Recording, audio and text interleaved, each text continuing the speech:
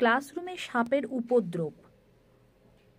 উত্তর 24 পরগনার বসিরহাট মহকুমার সংগ্রামপুর শিবহাটি গ্রাম পঞ্চায়েতের মাঝের পাড়া আইসিডিএস কেন্দ্রে প্রায় 25 জন ছাত্রছাত্রী আছে। এই আইসিডিএস কেন্দ্রে একটা ঘর থাকার কারণে সমস্যায় পড়তে হয় ক্লাস করতে।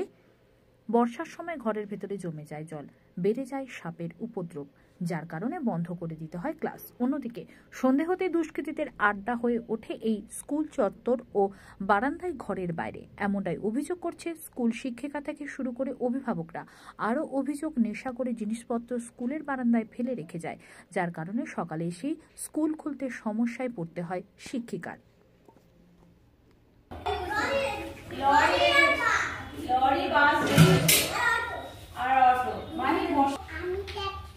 ট্রাক্টর দেখেছো? সাগর তুমি কি দেখেছো? বাইক। তুমি কি বাইক দেখেছো? তুমি সয়নি কি দেখেছো? বাস। আচ্ছা বলো তো,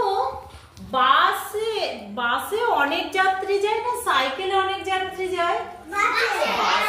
আচ্ছা বাসটা বড় না সাইকেলটা বড়? কিন্তু 6টা, তাই তো?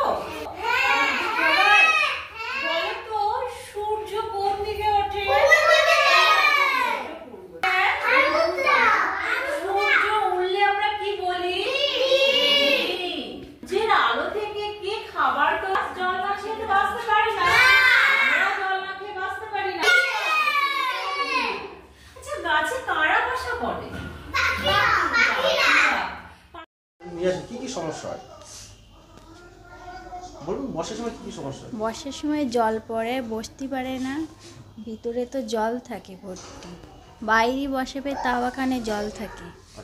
টয়লেটের সমস্যা। না, টয়লেটের ব্যবস্থা নেই। ওই বাইরে জায়গায় বসাতে হয়। হ্যাঁ, এই জায়গায় বসাতে হয়।